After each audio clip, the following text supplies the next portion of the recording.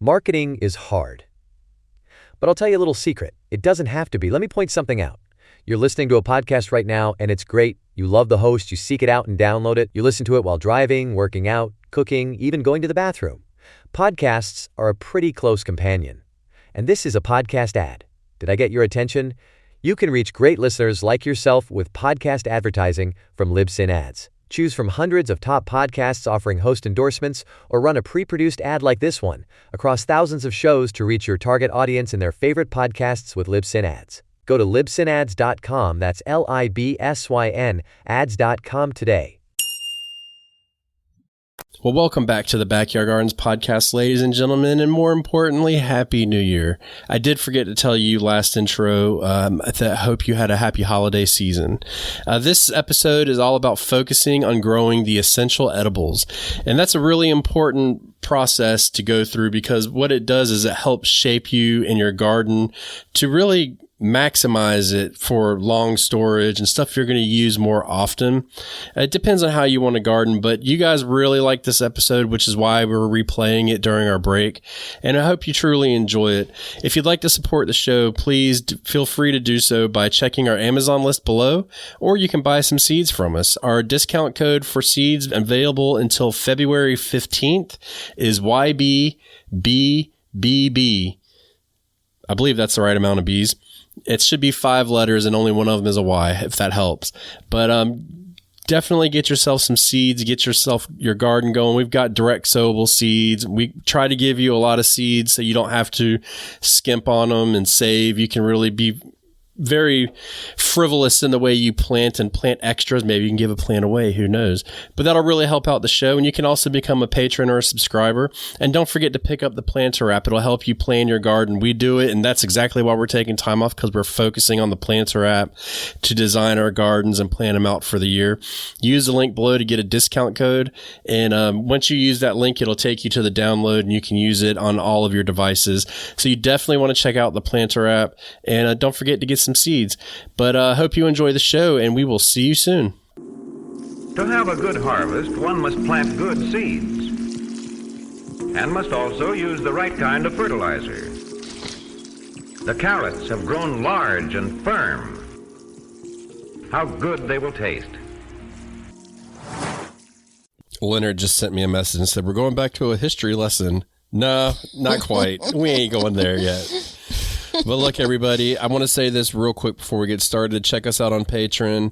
Links are below. And then also, if you go to backyardgardenstv.com, we have all kinds of affiliate links, and we're going to be adding more, hopefully, of stuff that you'll already use that will help us at no extra cost to you.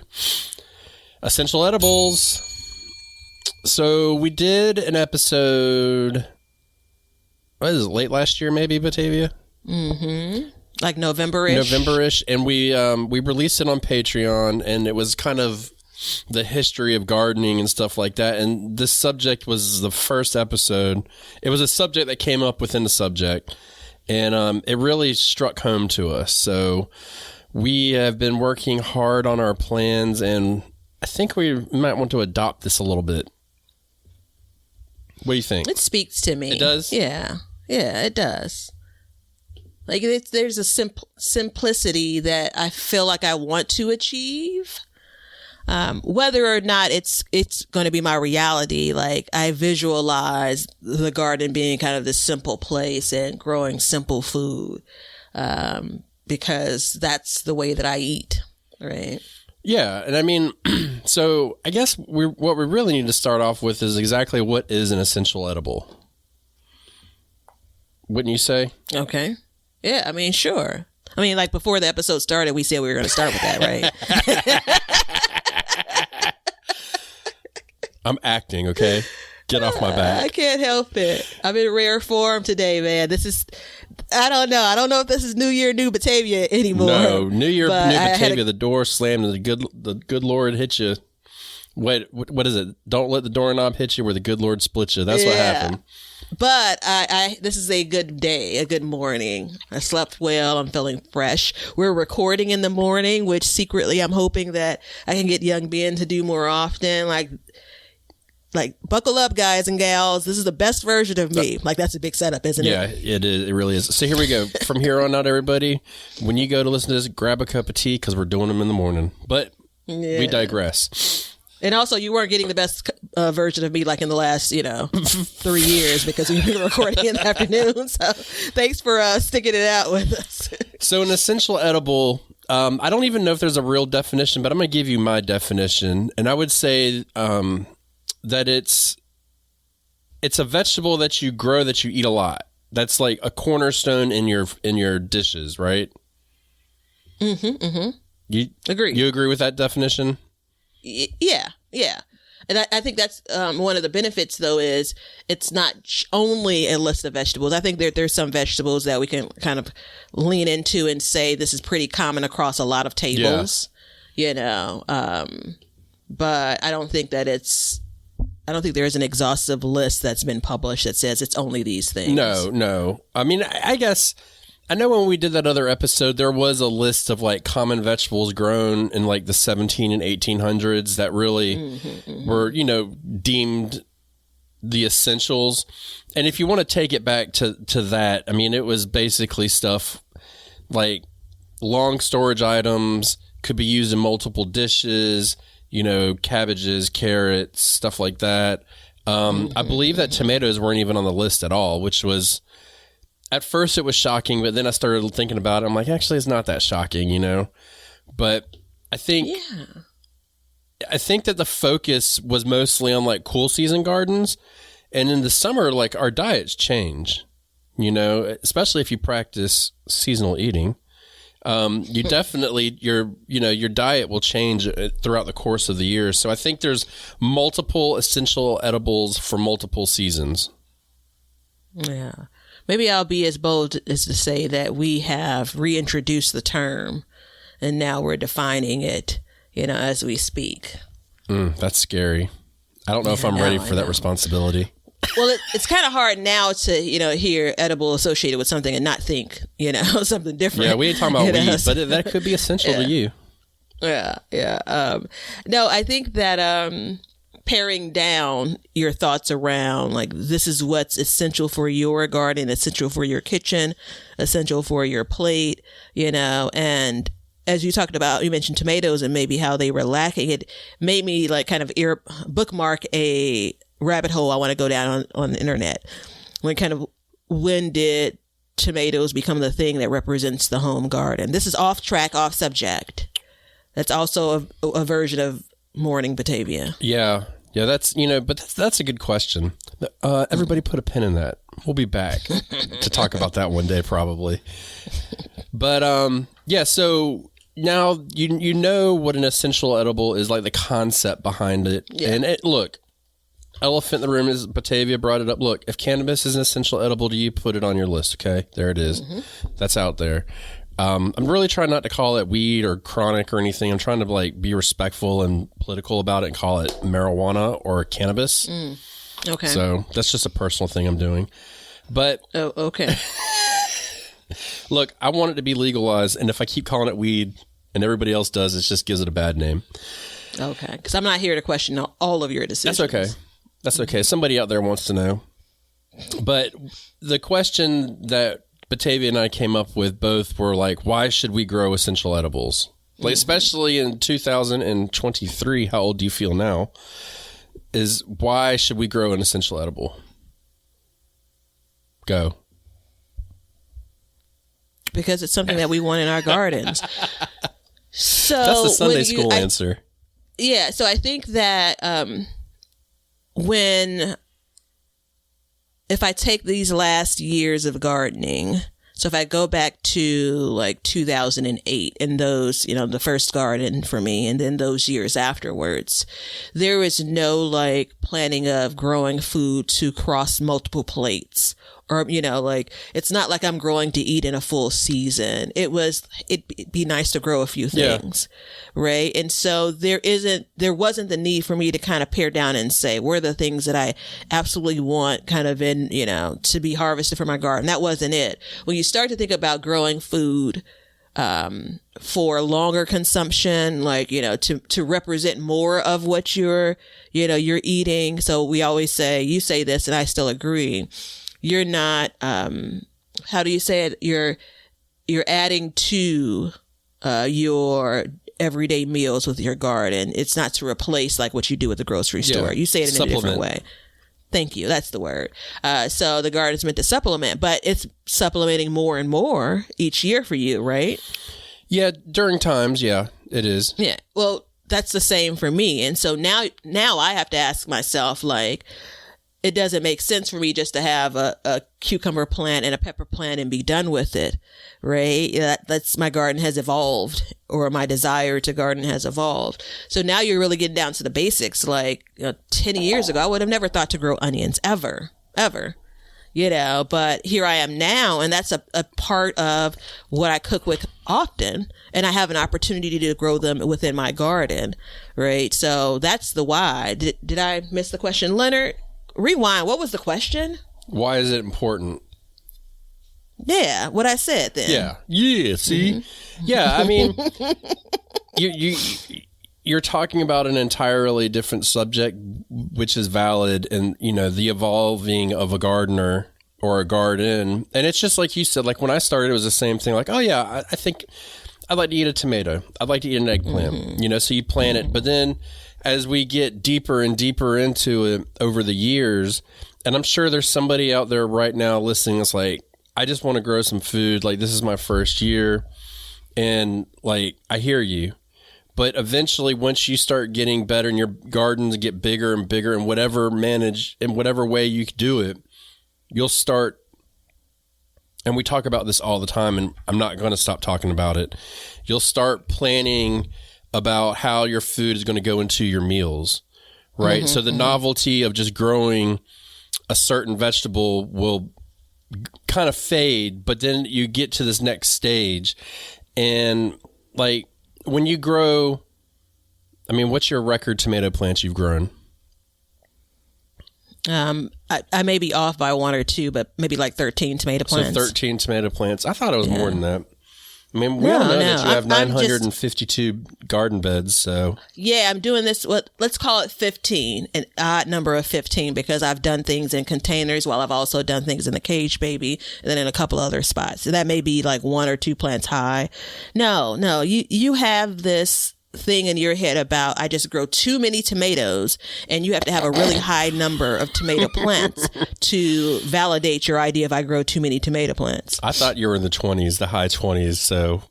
No, man. Yeah. I mean, listen, if I had the space, if I could feel in good conscience, if I could feel like I could do that and not sacrifice so many other things, I absolutely would. I see no issue with growing 20 tomato plants. Everybody stay tuned to Batavia's new channel.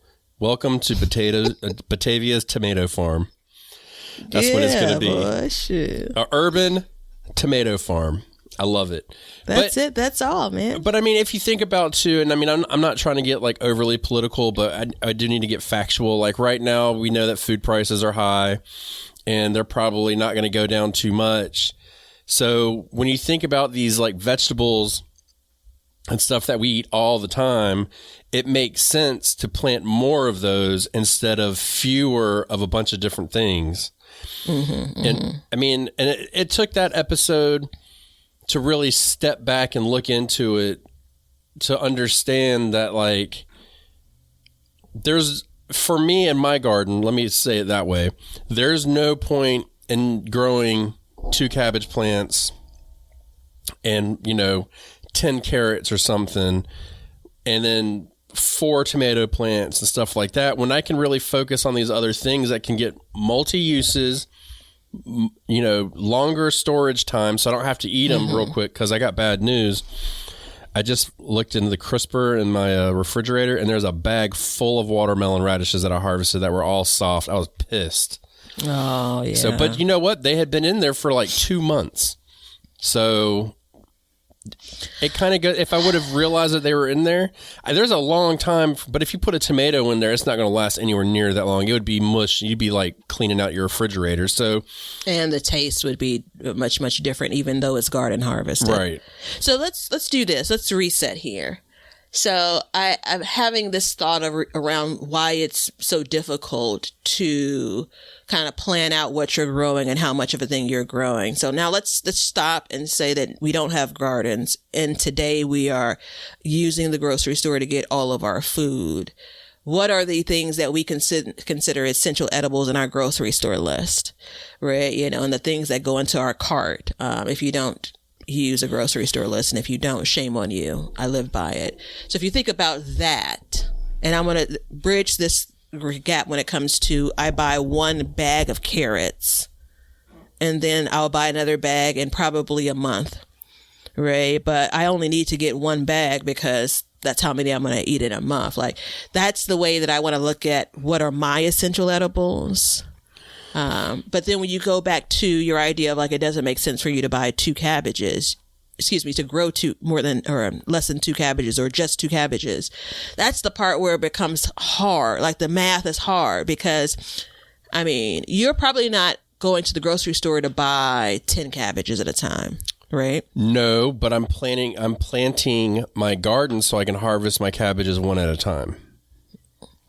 So ding, ding, ding. So therein lies the next part of this is, I don't believe it's going to happen, but you don't think it'll happen? I'm hopeful. No. Mm-mm. Or you don't believe me? Well, I think this is your plan, yeah. But I don't think that it's going to work out that way. Well, you know, let's say, like, for instance, in my spring garden, I'm just going to focus on cabbage right now.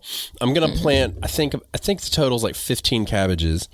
So I'll plant one row, you know, next week, and then I'll wait a week or two, and then I'll plant the next one. And I definitely can get a couple cabbages at once. So we have a plan. We have it figured out. Like, if we get more than we can eat, because we know that they store in the refrigerator for a while. So we know that if we get 2 or 3 heads of cabbage, it's not a huge deal. We can go ahead and keep them in the fridge. You know, we'll make a soup, and then we'll make egg rolls, and we'll probably make a big batch of egg rolls and freeze them. I'm sure everybody that was listening to this show for any amount of time knows I'm a huge fan of that. You know, if we get more than that, then we'll start making sauerkraut. So we have these plans in place to use up this influx of food as we get it. But you're exactly right. I'm not going to go to the store, and let's just say that the more likely scenario is I'm going to harvest 3 or 4 heads at a time. I'm not going to go to the store and buy 4 heads of cabbage at once. But what that does is that limits me from going into the store. It limits me from having to buy it. And it, you know, just kind of adds to it. Now, we know that growing cabbage is not a high value food. It's not. Well, some people believe it, but I would agree. No, most people don't believe that. I mean, I don't believe that it's a high value food. You do this weird thing where you take pictures of prices of food and send them to me. What was the last picture you sent me for cabbage? How much was it a head? Well, who knows, man? What is this, a magic trick? Yeah. You come up with, go back into your memory bank and tell me the thing that you sent me in the fall. I get regular pictures from you of prices of food, which is the weirdest text message I've ever gotten from somebody. You know how long I've been waiting to have someone to send pictures of food and prices. I appreciate it though. It keeps it real, because in all honesty, when you start growing a lot of these foods, you get out of touch with the cost of it. And so it's good to be grounded and know, like, hey, this head of cabbage is $3. If you go to the store right now and you buy a cabbage plant, it's going to be $5. So is it really worth it? You know what I mean? But I started a pack of seeds, and I've got 50 cabbage plants for 50 cents, you know? Yeah. So. Well, I mean, I think there is maybe a little bit of like your formula for essential edibles. Your formula, for those that are listening, could be things that you frequently cook with or eat, you know, times, you know, things that maybe have a lower dollar amount, you know. So for me, it's like stop stalling around it. Potatoes, onions, you know, kind of.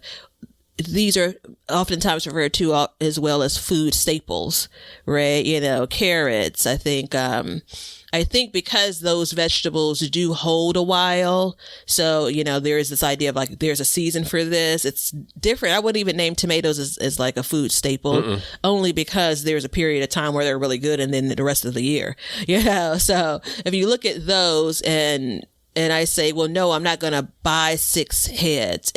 I think it makes it then difficult for me to say, you know, why am I growing 6 heads of cabbage? You know, and so part of me is teasing with you around the whole, I don't think you're going to be able to, like, you know, succession. That's what I thought when you said it, succession. So these cabbage, I think they're going to catch up to each other and they'll all be about the same size. I do think cabbage is a great example because you still have even a lot of time for most of us, if you're growing them like in the spring or fall, where they can stay in the garden first before you even harvest them. Well, that's exactly right. So they may all catch up, but I can harvest one earlier. I can harvest some later. I can do a lot of different things. Now, I want to say this right now because we've beat around the bush about it.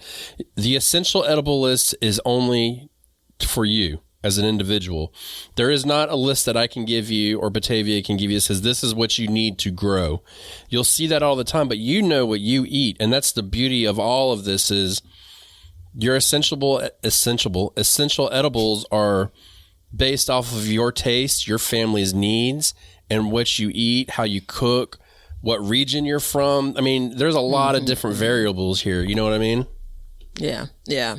And I think, though, that whole side conversation around 6 or 2, 10 or 2, 12 or 2, like, I've never put more than 1 head of cabbage in my cart at the same time. Now, again, you know, you have people that are picking, buying food for bigger families. It may take you, you know, 2 heads of cabbage or 3 for a pot of cabbage. Yeah. You know, if that's the way that you're serving it. Or like if you're talking about kimchi, it's a whole different story. But I think when you think about what you want to eat, what your essential edible list is, then you also have to kind of ratchet that up when it comes to the number of plants that you want to put into your garden, because you're then also planning for it to be across a period of time. Let me tell you something that I had to break a habit of. Please tell me. You know, so there is oftentimes this concept of only once you grow it, only eat it if you grow it. Yeah. Right. And there's some things that I just absolutely agree. I love the texture of tomatoes. Maybe that's it.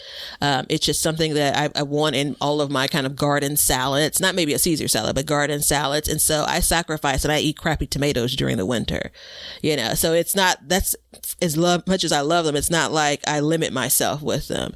And there are other things where it's like, you know, it's hard for me to buy kale because it's so expensive.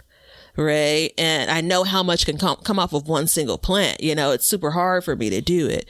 But I broke myself of the habit of saying, you know, I didn't have a lot of kale coming out of my fall. It's okay to pick some up, you know, at the store if you want, you know. So, but I bring that up to say you're plotting out growing a number of plants, because if cabbage is one of your essential edibles, it's great if it is, then you're just not saying that you want the cabbage 1 week of the growing season. Right.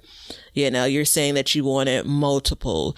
Peppers, like sweet peppers, like bell peppers, it's probably an essential edible for a lot of people. You know, probably right next to onions. As far as, you know, the way that I cook and the way that I know a lot of people cook, that's probably something that, you know, if the price wasn't what they were, isn't what it actually is, people will be buying a lot more of them. And so that's another good example of, and peppers are probably the thing right behind tomatoes I try to grow the most of. It's essential edible for me if I'm growing it, because I just can't, you know, come to pay the prices as a regular kind of food purchase. So yeah, and rent. We're getting into the afternoon, guys. Just that quickly, morning Batavia is starting to wane. No, you know, you said something really key in that statement, that if it wasn't as expensive as it was, people would buy more. And I think that's something else to look into as well when you think about your essential edibles, because it really comes down to, like, you know, this, I may not eat this all the time, but if I had the opportunity, would I eat it more? You know what I mean? So there was all of my New England friends on the show will know that you can get fiddleheads in the spring. Mm-hmm. And the fiddlehead, do you know what those are? I know what fennel is, and I know what the head of fiddle. Oh, like fiddle fig leaf, like the plant? Fiddle? It's like a fern. When the like fern, I play a fiddle? you know when the fern starts to curl right when it opens up?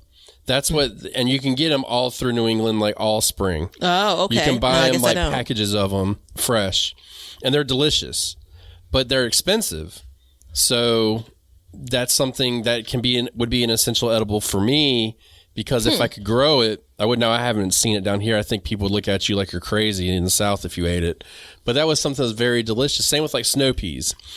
I would never buy snow peas at the store, but I can grow them and get handfuls a day off of it. So, and as far as like a high value crop, that goes right on up there. So, I see you writing. Okay, they can't. Are you taking notes? Yeah. Well, no, I haven't. Yeah, we're gonna come back to this subject in a future conversation. Yeah, I mean, I think it feeds into this too a little bit, but when we start, go ahead. So does this mean that your entire garden is only full of essential edibles? Well, that's where I was going next. So, no, I don't think. Well, here's a point in the show where we kind of start talking about what we plan to do. So I've thought about this hard. I've got a lot of onions growing this year. So far, I've planted 96 onions in my garden. Are they all going to make it? I don't know, but that's the biggest portion of and what I consider the number one essential edible is an onion, because it goes in like every food, every dish. Anything calls for an onion, right? Salad, it's a great starting point with a lot of meals. Yeah, it is. And by the way, going back to the last episode, I gave you a chicken noodle soup recipe. I forgot to tell you to saute an onion first. So there's that. So if you ate it last week and you're like, yeah, it wasn't good, that's why. But I think that you have to look at your garden plan and see like, hey, how much of this is something that I want? But I think you definitely need to leave space for stuff that's like interesting to you, or just random things. You know what I mean? Like tomatoes aren't an essential edible to me, but I'm still going to grow them. Yeah. Actually, I take that back. They are an essential edible to me. As I make my list of essential edibles, I don't think that it's the only thing that I'm growing. Because you could also just cheat that and say anything you grow, you consider it an essential edible. So is there a quantity? Like, do you need to grow a lot of the thing if you consider it essential edible? Well, Barbara Walters, may she rest in peace. I feel like I'm being interviewed here. No, I don't think there's, I think it's a very personal decision. For you, for instance, is cabbage one of yours? No. Collards is though, right? Yeah. So how many collard plants would you grow? My max has probably been, realistically, a dozen. A dozen collard plants? See, for me, you get all the spice, all the and I dare you to question me. That absolutely is realistic. No, in all honesty, that's paired with what I want to grow, what I want to eat fresh, what I want to put away, what I want to gift. Yeah. Right. So 12 has been, that makes sense to me. That's like almost a full bed. It's overplanting the beds that I use, the size, but. See, and it makes me happy. For us, collards, I think they could be an essential. For us, any kind of green falls into that. So, kale, collards, I guess that's about it. No, mustard. They all kind of fall into that. I lump them together, but they are an essential edible for me. But I don't need 12 of all of them put together to meet our needs. But I really, really, really like that. I really like the thought of a, non-lettuce leafy green. Like I have two of my picture boxes. I know you love that seed sorting mechanism, but two of them are labeled leafy greens. Yeah. And I dump basically everything besides things that are because I have a separate label for brassica. So it's kind of like anything that's in between, like something in the brassica family and lettuce falls under there. Chard falls under there. Mustards fall under there. Not spinach, because I have a whole other box for spinach, but there's room to say you want greens in your diet and you're not picky about which type. You may have 2 that you really like. You may have 6 that you really like. Right. And some of those greens may grow throughout your garden season, depending on what they are. Bok choy is a good example of a leafy green in my mind, right? That's the way I categorize it. I think I may even say I love that concept of not a single vegetable becomes an essential edible for you, young Ben, but the idea of leafy greens, which I'm going to make you use that term, is the essential edible. Yeah. Love it. So, and I don't have lettuce fall into that category, just so you know. No. At all. Mm-hmm. Yeah. It's in between. Yeah. It's totally different. Because there's for me, I mean, sandwiches and salads, that's lettuce. Mm-hmm. But when you start mixing all these other things, and it's like, my son, he doesn't necessarily care for collards that much. My wife doesn't necessarily care for kale that much. Mm-hmm. But when I grow it, and I'm like, all right, well, we got collards this week. And she's, well, I'm like, well, we're going to make it. You kind of deal with it. But once we cook it, you can't tell if you cook it right. You know what I mean? And you can use these in multiple recipes and interchangeably. Mm-hmm, you know what I mean? Yeah. Cabbage, not so much. Cabbage cooks down different. It's definitely got its place. And by the way, a good old pot of boiled cabbage, can't argue with. Just a couple peppercorns, good night. Oh, sorry, it's not recipe of the day yet. So... it's personal for everybody. So when you tell me you're going to grow 12 collard plants, I'm like, whoa, that's crazy. But that's you. I've got right now in my garden, I've got 5 collard plants, and I want to plant one more of my collards that I save seeds from, because I want them to go to seed so that I can save the seed, because after 6 generations of saving seed, it kind of gets adapted to your climate. Okay. So I want to do that. But I don't need another collard plant in my garden. As a matter of fact, I don't need the collard plants that I have now. If you were living next door to me, I'd bring you all of my harvest from it. You know what I mean? We don't need that many. So it's kind of... Be still, my heart. So it's kind of figuring out what you need and how much of it you need.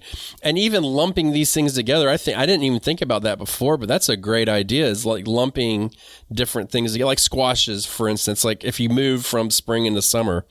zucchinis and squashes and stuff like that. Like you can lump those together into an essential edible. We're inventing the next movement. You're not listening to me. I do want to go back to collards, because I always want to go back to collards. But you said it at the beginning of the episode. I didn't write it down because I knew I would listen to the episode again and I'd be able to make my note. But it's the formula for what makes things an essential edible, and a part of that is where you garden at. Yeah. And collards are a great example of something I could grow from spring well into fall, all throughout spring, summer, and fall. I've had success in my area, right? I'm in garden zone 6A as an apple, but that's not it's specifically like the climate that's created in Chicago is the reason why I believe that I've been able to grow these greens, all throughout, It didn't used to be 6A as an apple, by the way. I mean, if you want to talk about old stuff, sure. Oh, high five, virtual high fives to those that get it. And for those that don't worry, you're not missing anything besides a very embarrassing moment for yours truly. But I think that clearly has influenced it. Like, this is like 25 years ago. One of my cousins had like some young child that we had only met for the first time. It's like a 2 or 3 year old. And this baby was like eating these collard greens and like turning the cup over to get the pot liquor, you never see anything like this from a kid that's that small. That wasn't me, like it wasn't even a green that we had very often, because again, it takes a lot of work to get, them cleaned up and cooked in the way that we would normally eat them.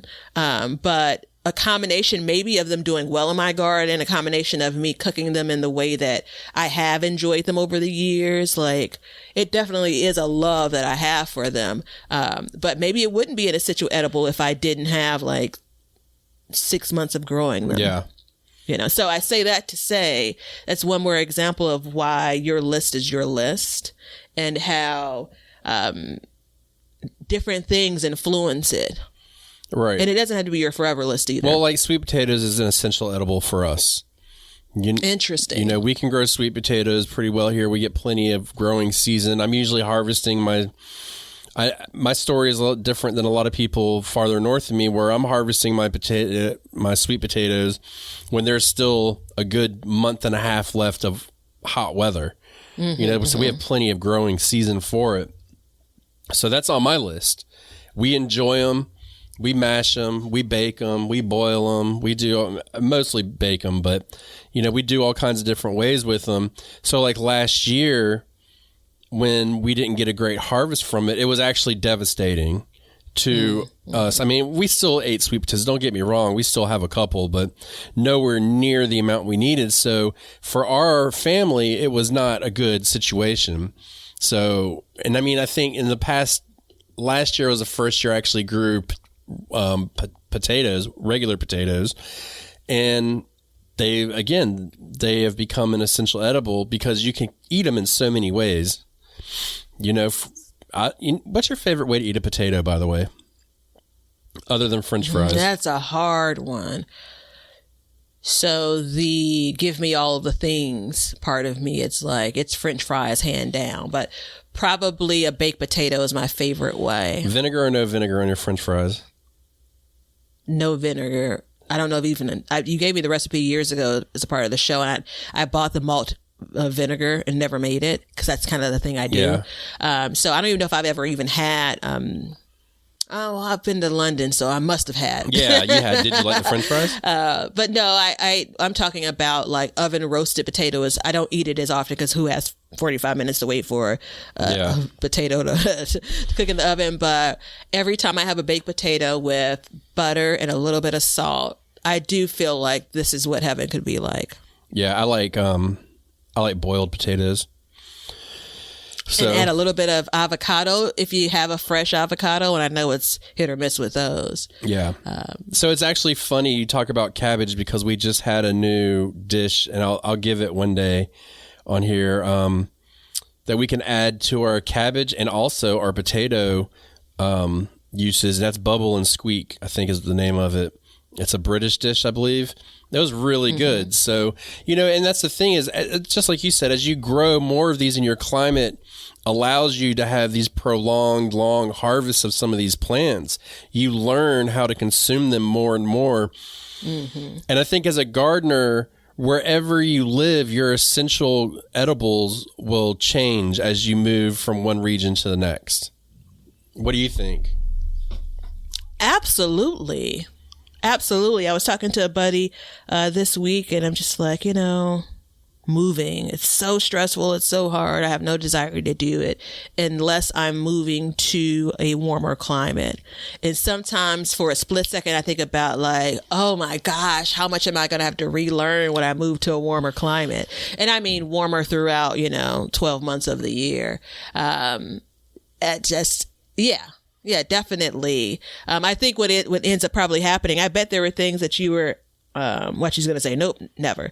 There were things that you enjoyed growing in Massachusetts that, and specifically New England, if y'all need to know, that you grew there, that when you got back down to North Carolina, you're kind of like, you were chasing after it. And it was like, nah, this ain't it, partner. That's been a big struggle, as a matter of fact, because the bulk of my adult growing occurred up there. Well, now it's kind of changed because I'm old now, but it occurred up there. So there are certain things, for instance, spinach. I could grow spinach all you wanted up there, but here it's a real struggle for me to get it to grow because of the heat. So it's definitely been a struggle to change. And as the time progresses, we go more and more. Now, on the flip side of that, because of the way our winters are, we can grow different stuff longer and still enjoy some of those things, but then they come with challenges as well. You know what I mean? There's a big difference from growing from fall into winter and spring than there is from planting in late winter into spring and summer. There's a huge difference in that. Hear, hear. Say it for the people in the cheap seats in the back. I don't want to yell. Yeah, well, they've saved money so they can actually put more into their garden. I was just thinking about spinach, which, you know, when it grows well, boy, is it beautiful. And I had a bag of frozen spinach that I bought at the grocery store, and I cooked it up in the pasta water that I forgot that I'd really salted the pasta water. And at first, when I even opened the bag, I'm kind of like, this just isn't appetizing. Yeah. One. And then two, when I cooked it in this very salty water, I'm just like, ugh, you know. Then I reminded myself, like, but your plan has been to grow so much spinach where you can just basically freeze so much of it. There was a moment where I was like, maybe not so much. Yeah. But that's a great crop, and it's one that I've struggled growing, and I just think I'm missing the mark on the timing of it. So for all of the joy and the bragging I do about how long I can grow collard, it's a great example of something that every year I've been trying to do it. It's like I get enough for a good spinach salad. Well, you know what? You bring up something really good. Let's talk about spinach for a second, okay? Or you're welcome. Yeah, I think either one of those responses work. Or no, one more. Of course I did. Yeah. Oh, the confidence is exuding. So let's talk about spinach, though, because we all know that when you cook spinach, you need to have more than 5 spinach leaves, right? Now, if you don't, you're going to learn the hard way. Because once you cook it down, you got like not even a teaspoon. So what does that mean? You know, there's a reason why they sell spinach in big 1-pound tubs at your common grocery store. So if you look at that, you have to plant a lot of spinach in order to meet your needs for you to eat. So does that make it a good, essential, edible crop in an average size garden, whatever average is? I think ours are above average in size, but I don't think by any stretch that we have like super large gardens. I don't know if it's good to add to my list or your list or anyone's list of an essential edible. My vision of it is I could have so many smoothies, you know, with all the spinach that I'm growing, and that's never come to fruition. My vision has also been at the early part of spring, you will see these front yard garden beds full of spinach. Like I can see it. Still hasn't happened, right? And, you know, there's a part of me that chases it because it makes sense to me. I don't know exactly why. I can't explain why, because all of the things that we're talking about, how much it shrinks down, how little of a cooked product you have, difficulties with growing it, things that may do better in that same space at that time. Like all of those seem like reasons it's like, yeah, you grow like some of it and just keep moving. Like, but do you add it to this list of things that you have to have in your garden? I'm not sure. I do think the one piece, which again, I'm going to have Leonard send you a note to say don't go too far because this is a part of a future episode, but there's also the whole nutritional value bit, you know. So when we talk about what we're growing and should it be an essential edible? Well, spinach is high in key elements. So there is that, but I think part of it too is managing your expectation of your harvest, right? So it's like, if you're used to buying a big tub of spinach and you cook it in 2 or 3 meals, it's going to be really hard to get that, right? But here's where the key word comes in: supplement. So you can easily supplement that and say, look, I'm going to go to the store and buy my cooking spinach, but all this is going to be my smoothie spinach or my salad spinach or something like that. Like you can do that, but when it comes down to like this crop in particular, and you can insert any crop you want into this. It's just for the ease of conversation. Yeah. Mass plantings. But there's also there's the growing pattern of spinach as well. It's not as dominant in the whole cut and come again, right? You know, you're going to run into hot weather before you get really, you know, it depends on where you are too. Harvest. Yeah. But mass plantings of spinach work out better, right? And that's where we come full circle, and then we start talking about focusing on essential edibles, and then that leaves you bigger swaths to plant these things that may need that. How many spinach plants go in a square foot? You're the master square foot gardener here. 9. Is it 9? Guessing. I don't know. Who are you? Who do you think you're talking to? I just told you, the master square foot gardener. I don't know. That sounds right. That sounds like too much, though, doesn't it? No, it doesn't, actually. All right, let's see. Spinach square foot gardening. 9 plants. 9. Be confident in yourself, Batavia. You got this, girl. So 9 plants in a square foot. So if you think about that, and you have a 4x8 bed, you can put in... Oh, maybe no, that's wrong, it seems. 9 plants per square foot, 4 plants per square foot. There's some logic to use where you should use basically half of that. Still be confident, girl. You got this. Doesn't matter. Let's just call it 5. I can't do 4.5 because nobody has half a plant. So if you have a couple square feet, you can get in, let's just say, you got 4 square feet, 20 plants. That's a lot. You know what I mean? Mm-hmm, so there's an argument behind it. And that's when I say like focusing on growing your essential edibles will get you, I think it may get you more of the desirable amount that you need to focus on your diet, because like this year, things are coming out of my garden that would normally go in. So what is an essential edible for spring for you? Other than collards? I'd say it'd be lettuce. Okay. So are you going to plant more lettuce than normal? I always plant more lettuce. No, I'm not going to plant more lettuce than normal. I'm actually going to scale back because basically a lot of my lettuce gets caught by the summer. That question backfired then. Yeah, and goes to seed. Yeah, well, this is what happens when you try to do this setup and your people didn't talk to my people. Yeah, I keep on trying to tell you. Clearly. Well, so the point is like, I'm going to put more cabbage plants in, but there's going to be a sacrifice. So is there some kind of fun plant to grow or something that's not as essential that's going to be taken out of the plan? And for me, that was cauliflower. Yeah. Cauliflower coming out. I'm not going to grow those this year. I'm going to use that space that I would give to that to other things that are more essential. Like I enjoy cauliflower one way and one way only, but I can go buy a cauliflower and have that one meal versus taking up that space. And in that one space, I could put 5 spinach plants. Yeah. Well, the thing I like about something like cauliflower, if you're able to start it by seed, which a billion people are, then you could just have a few plants if you like. Yeah. Their shelf life is very different than some of those other things that are in the brassica family or brassica adjacent. I think carrots are a good example of something that, again, some of the formula, it grows. I've been able to grow it pretty well. There is a period of a longer growing season for me. I can start it in the spring and harvest it, once they kind of set root all the way up until like August easily. And that has worked well for me so far.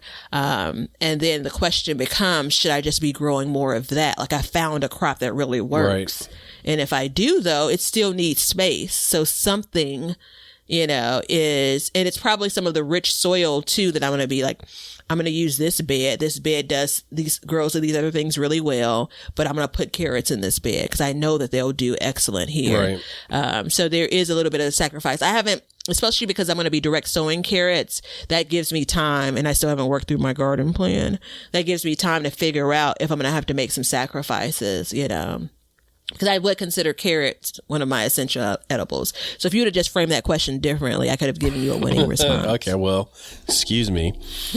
So real quickly, what are your essential edibles for spring? Carrots, lettuce. I don't know if spinach. Like I'm not giving up. Yeah. Right. And then brassicas in the bucket.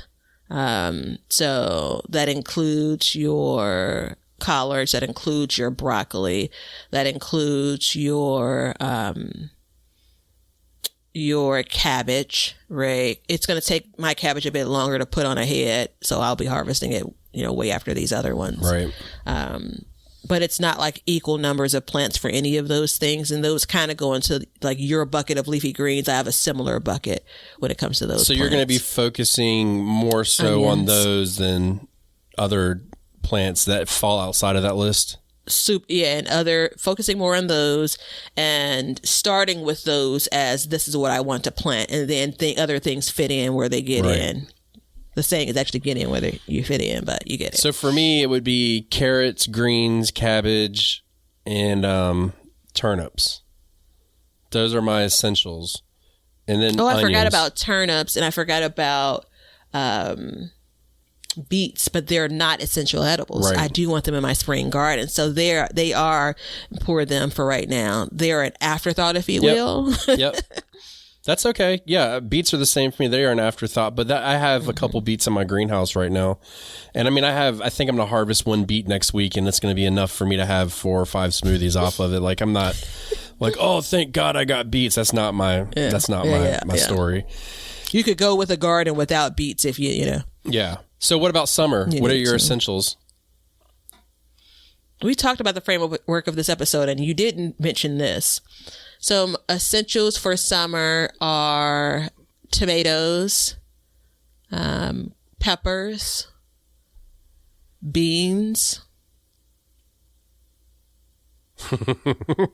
End answer. That's it?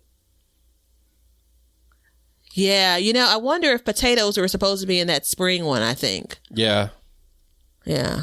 Yeah, they should be. I think that's it. I'm going to go with that's it. Yep. And I have a list of things that aren't, but I'll still be growing. So mine are going to be tomatoes of all kinds, black-eyed peas, and to be specific, desi squash, not summer squashes, but desi squash, which I thoroughly enjoy. I need to do a germination test to see if my seeds are going to make it. If not, I got to buy more.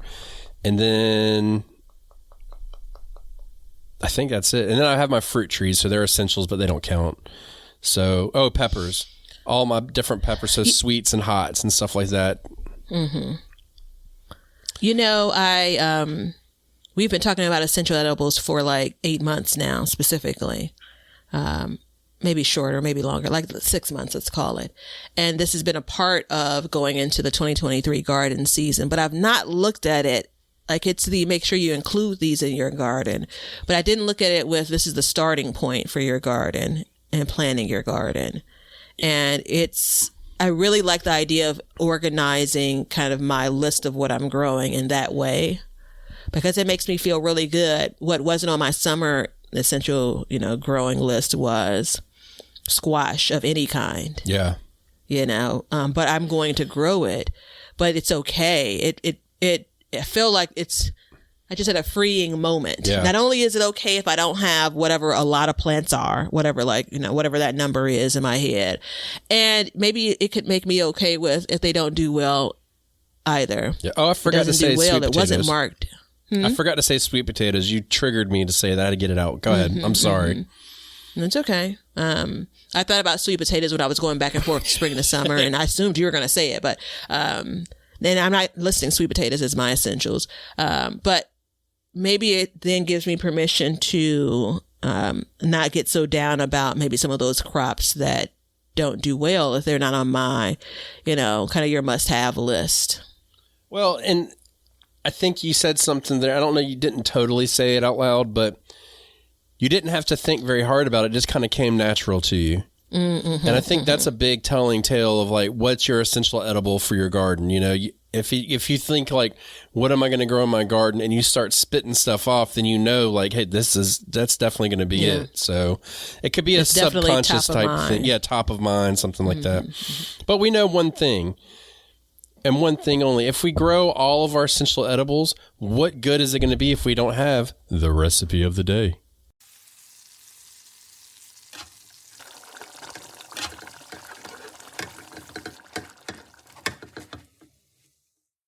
All right, spring pea pesto. The recipe written is going to be on Patreon, so check that out. I've not had it before, but it just opened up my mind where I'm going to be growing a lot of peas. I'm going to try to grow a lot of peas. It's not an essential edible for me in my garden, but I want to try to take advantage of the cool weather of spring. And so this is one more way to consume them is my hope. This recipe is actually written for frozen or thawed, basically frozen peas that have thawed. And then it has a note under the link if you're actually using fresh peas, like fresh English peas or whatever. So you're starting with 2 cups of peas, a half a cup of mixed herbs. It could be mint, tarragon, dill, the zest of 1 lemon, 2.5 tablespoons of lemon juice, a tablespoon of minced chives or green onion. It doesn't say optional, and even not having the recipe, I'm going to go ahead and say optional. No, half a teaspoon of salt, half a teaspoon of black pepper, and then 1/8 cup of oil. So get your food processor, add the peas, add the herbs, the lemon zest, the lemon juice, the chives, or green onion, salt, pepper, olive oil. No different than you would normally make a pesto. Mix it up. You can use this any way you wish. With pasta, cold or, hot, on some type of protein, all of the ways. You can eat it immediately or, per the recipe, refrigerate it up to 3 days. Spring pea pasta, baby. Look at that whole seasonal eating in the recipe name. Spring pea. I like it. Yeah, that's something too that I might add this year is I need to really work out my, I don't know what to call them, my snap peas. Growing. Mm-hmm. Been working on that for a couple of years. Haven't really hammered it down too well. You can't figure it out, all of it. No, I'll figure it out when I die. Hopefully I got a ways to go before that happens. Mm-hmm. But because I'm sure you'll still care about it then. I'm gonna come back and haunt everybody in the grave about that. But yeah, so there's essential edibles, everybody. I hope that people can really hone down what their essential edibles are for their garden and maybe just think about it a little bit different. You know what I mean? Mm-hmm, mm-hmm. I think it's important to kind of focus on these things, and we'll see how it goes this year. I mean, last year I really tried to focus heavily on like growing proteins and stuff, and I ended up having like a hodgepodge in my garden, and it just, I don't know, the whole year, it just didn't seem right. You know what I mean? Mm-hmm. Like I felt like something was off in my garden. I just don't think I have enough experience growing this much food to feel like I'm growing, meals. I'm growing pieces of things, and then I have to figure it out later. The reason why I like the concept of starting with essential edibles is I know I'm going to use this stuff. Yeah. And that's the whole thing, is they'll be used in multiple dishes. So you should... Mm-hmm. in theory, be able to pull from your garden and create that whole meal from your garden. So that's the theory. We'll see if it works. But in the meantime, before you figure out if it does or doesn't work and you need anything, check out our affiliate links, become a patron, check out our YouTube channels. You got Sandy Bottom Homestead is myself, Be Better Gardens is Batavia's. And until then, just remember, we have now started to learn to grow and grow for change. See ya.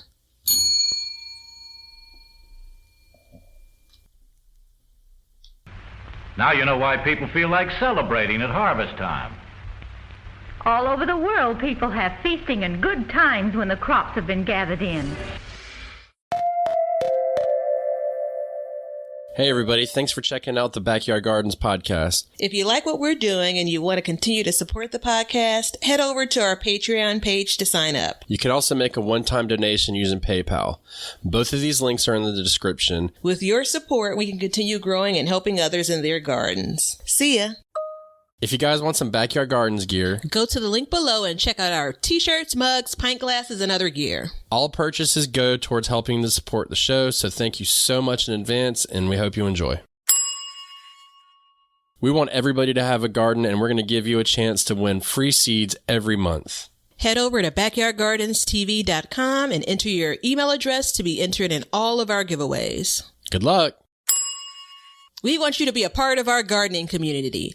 DM us a picture of your garden at Backyard Gardens TV on Instagram, and we will share it with our listeners.